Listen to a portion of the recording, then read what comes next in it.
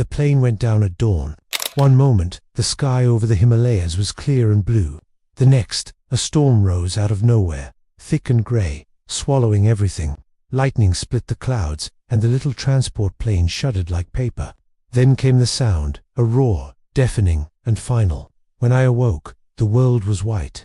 Snow clung to my eyelashes. The wreckage of the plane was half buried in a slope of ice. The pilot was gone. The others I didn't know. My hands trembled as I crawled out, the air so thin it felt like knives in my lungs. I was Asha Patel, 24, a photojournalist on assignment to cover a remote Nepalese village rebuilding after an earthquake. Now, I was just a name echoing inside an endless mountain. There were 3 of us left alive. Jonas, a geologist from Norway, quiet but calm, his beard already frosted with snow. Lhamo, a young Sherpa woman, barely 19, who had been our guide, and me. The radio was broken. The emergency beacon light blinked twice, then died. "We're in the Meg Parvet," Lhamo whispered. "The Cloud Mountains. People don't come here. Even the birds don't cross." Her words made me shiver more than the cold. For 3 days, we walked, or tried to. The fog never lifted. Sometimes we heard the wind like voices calling our names. Once, Jonas swore he saw shapes moving between the mist, tall, human, but glowing faintly blue. We said nothing.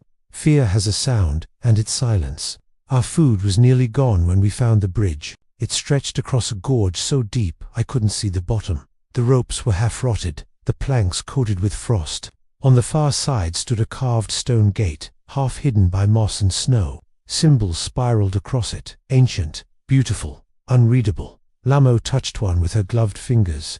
"This isn't Nepali," she murmured. "It's older. My grandmother told stories of people who lived inside the mountains, the ones who could speak to the sky." Jonas smiled faintly. Legends. But when he stepped onto the bridge, the mountain hummed. The sound was low, vibrating through the air, through our bones. The snowflakes hung in place for half a second, frozen in time. Jonas turned back, wide-eyed. "Did you feel the plank beneath him cracked? He fell." I lunged forward, grabbed his wrist, but the weight pulled me down too.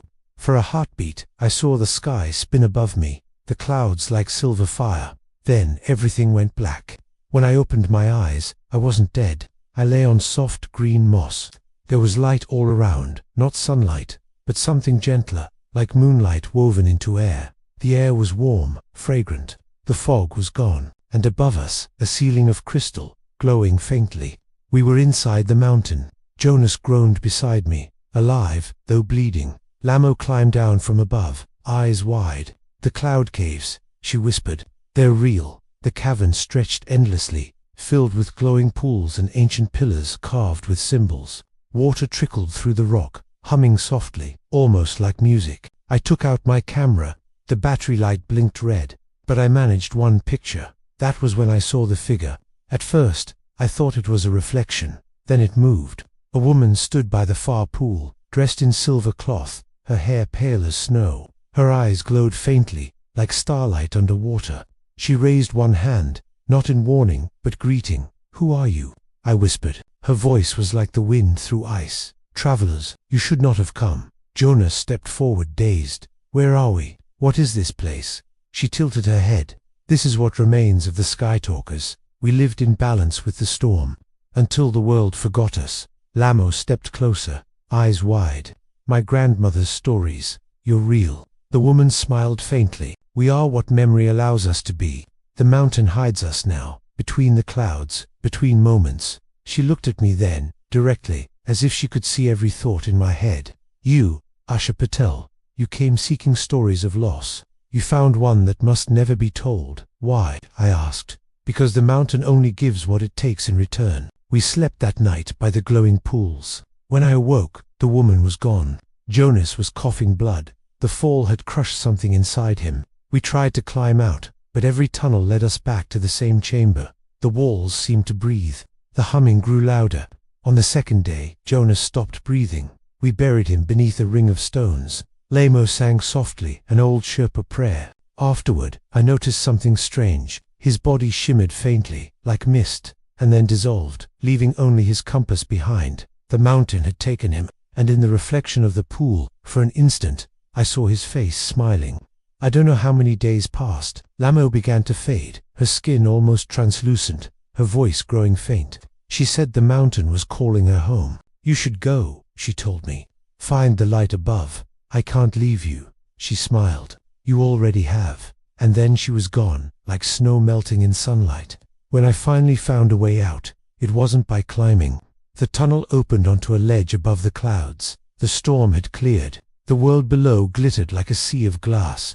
I stumbled toward a rescue team's flare in the distance, half dreaming. They told me I'd been missing for 23 days. But when I showed them the picture on my camera, the glowing cavern, the silver woman, there was nothing, just static and white light.